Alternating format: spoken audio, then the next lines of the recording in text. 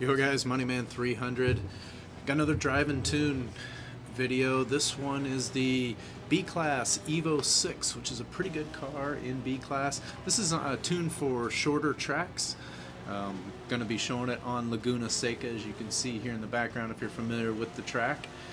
So it's tuned to turn well, accelerate well. Excellent lobby car you're going to love. And whoa, where am I driving it? Look out below. But yeah, let's go hop over to the racetrack here and take a look and see what this thing can do. Alright, so here we are out on the track. The rival I have loaded up here is 500th place. Just give us a good judge of how we're doing, which I think is pretty fair for this car. Definitely can do better than that.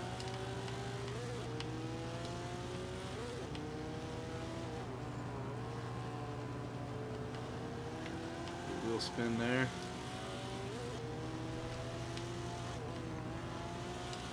A little better.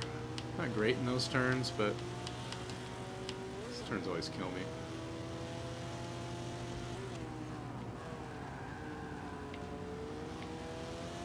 Don't drive off the track here. That wasn't very good.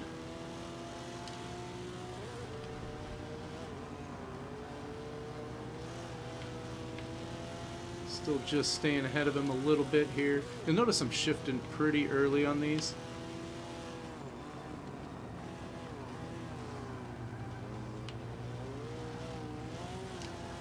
And that's because of the aspiration conversion I haven't. Oh, and I missed that turn. I couldn't dive down inside of it. It's just gonna nip me off here. Pretty close in that last turn. I don't think I'm gonna get him though. Tried to outbrake him and killed it.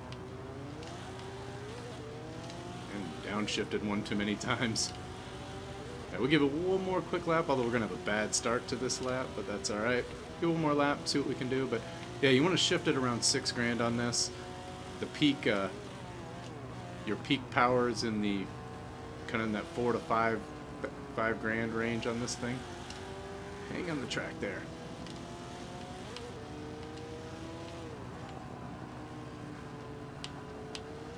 Turn out of there.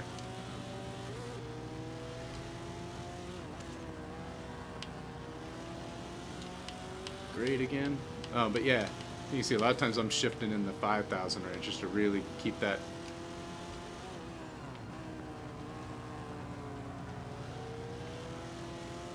Too slow in that turn, but not great driving here. That just shows you that this car has a ton of potential. If I drive it just a little bit better here.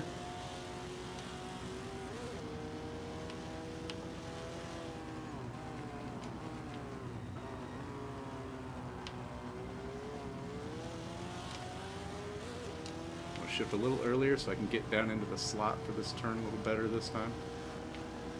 And I drove it off the track. And missed again. God! Killing myself in that one turn.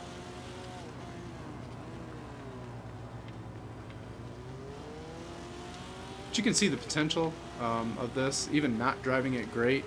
You know, I'm still running right, but I just missed him. But we'll stop it there, go take a look at the rest of the car. But the car has a ton of potential in it. Still driving it under 130 or in that 136, 135 range, which is very good.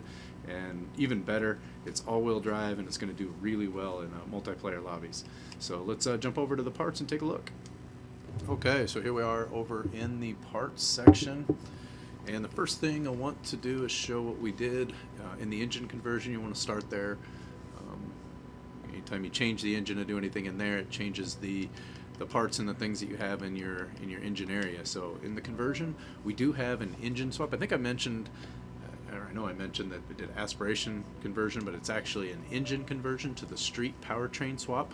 But that does include a turbo on it, so that's why I reference it as a aspiration. But it is an engine swap to the street powertrain. You can see that torque and that power band in there.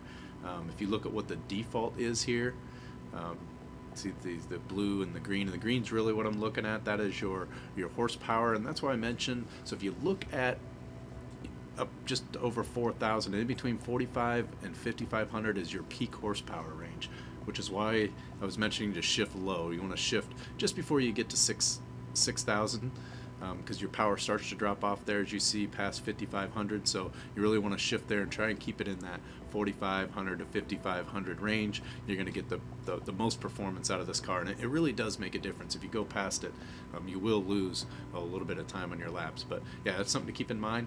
You do shift this one. You don't run this one up into the red line. You're shifting before you get to $6,000 on that. So street powertrain swap. Let's go take a look, and we'll move the rest of the way from left to right. Let's take a look at our engine. There are no other engine parts with this, so the only thing I can do is put a restrictor plate on this thing, and if I did that, if I go into here, you can see I can't. So would have to make other changes to be able to do that, or take it up into A class. So having said that, let's take a look at the numbers real quick.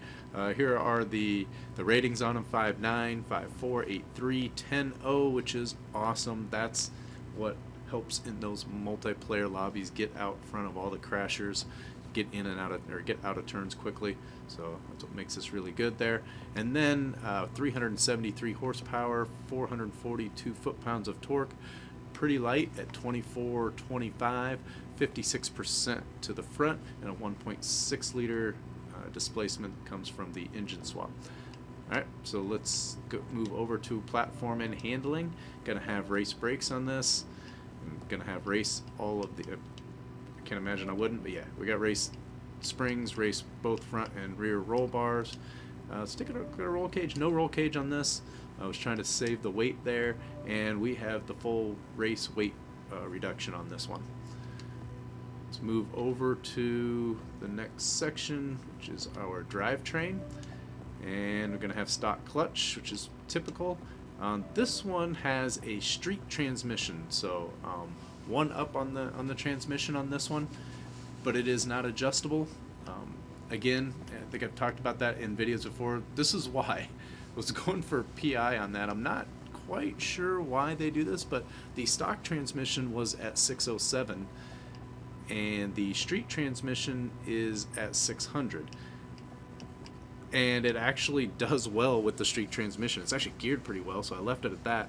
And if I were to go to move over to something adjustable, I lose 10, 12 PI as I go up. So this was by far, at least to keep it in this class and make it a good car, be able to put that engine on there that I have on there, this is what allowed me to be able to do that. So move over to the drivetrain. We have the race drive, or drivetrain, the drive line. I have race drive line in here. That was just a PI filler, which is what I usually use that for. And then of course the race differential as always. Let's move over into the tires and the rims. And for our compound, running the sport tire compound. So that's what's helping us with the turning. If you're making a car, this is not a speed build. This is a handling and a turning build, and a launch and acceleration. So you're going to want decent tire there. I couldn't get all the way up into here. Again, that engine conversion made it somewhat limited on what I'm able to do, but makes this car a whole heck of a lot faster. Without it, it's really not a very competitive car. So sport tire compound in there. We have default front width and full rear width, and this is really set up, and you'll see that when I'll show that when I get to the tune, to handle and drive a little bit more like a rear wheel drive, so we get that oversteer that we want to get us through the turns. And rims, I don't know which rims I have actually. Let me take a look at the car. Oh, I can't see the car. Alright, let's go in here. We'll take a look real quick.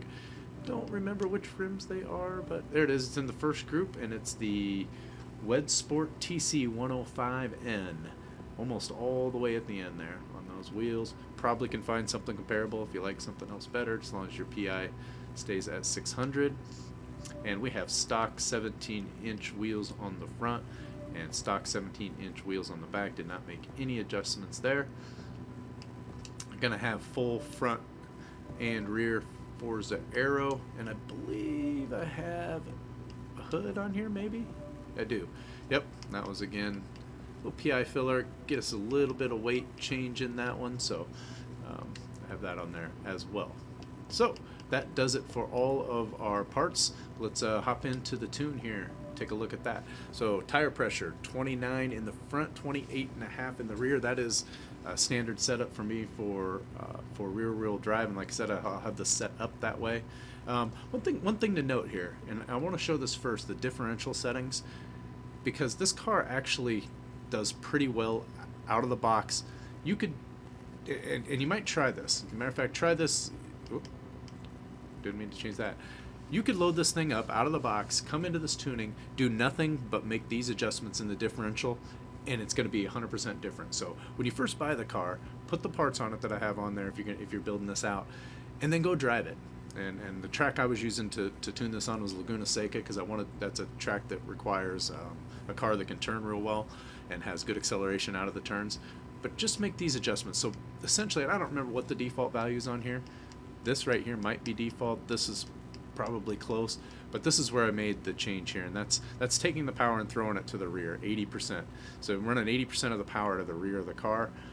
This all by itself fixed a lot of the understeer problem that it had out of the box. Out of the box, it was an understeering monster, and so everything I did tuning wise was to create oversteer to help get through the turns, because it gripped so well that, you know, oversteering, wasn't worried about losing the back end. But yeah, changing this to 80 is a big deal. So here's our differential settings. To me, one of the most important changes on this tune, and if you did nothing else but this, it'll still drive 100% better than it did out of the box. So let's go back over here, showed them tires, 29, 28 and a half. The next one, we've got no gearing changes. Like I said, it was just a street change on that, so it's not adjustable, but it's actually really good. Doesn't need a lot of adjustments. Camber, running the those negative values, higher or lower, whatever you want to call it, in there at negative 2.2, 1.9. Got some toe in both the front and the back to help us with our cornering.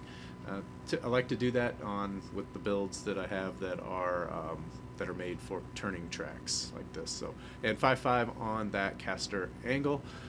Default's 5.0 on that, but when you run more negative camber, you want to bump up that front caster, 5.5, 6.0, somewhere in there. This seemed to work well there. The roll bars are quite a bit different than the default, where it actually had the front roll bars at like 29 or something like that. I don't think I'm much different in the rear. That might be the default, but I dropped the front roll bars way out. That's to help with the understeering, and I just kept bumping it until I felt like I was comfortable with where it was at.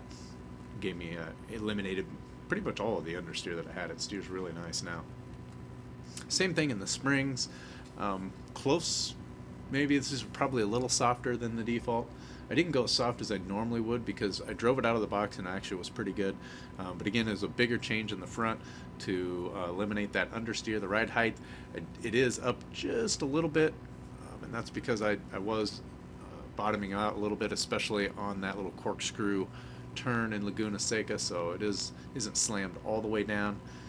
And then our dampening, 8.3, 8.9, again, that is what I call oversteer tuned, in that the front is softer than the rear in both the rebound and the bump. That's to try to create oversteer to eliminate the understeer. Left the downforce alone. There's always a place that you can play around with to mess with, but it seemed to be fine, so I didn't mess with the downforce at all in this one.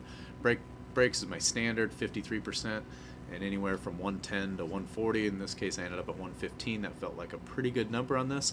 And then the differential. I already talked about how important differential tuning is on the rear-wheel drive. It's important in any build. You can really do a lot of things with differential in this game. So, yep, that'll do it for all the way. I think I get through them all. Yeah, that's all the parts, all the tune. And go ahead and give it a try. This is a pretty good B-class car. Like I said, it's great in the lobbies, so I'll be running this in multiplayer lobbies quite a bit. It's fun to drive, so give it a shot, and we'll talk to you later. See you in the next one.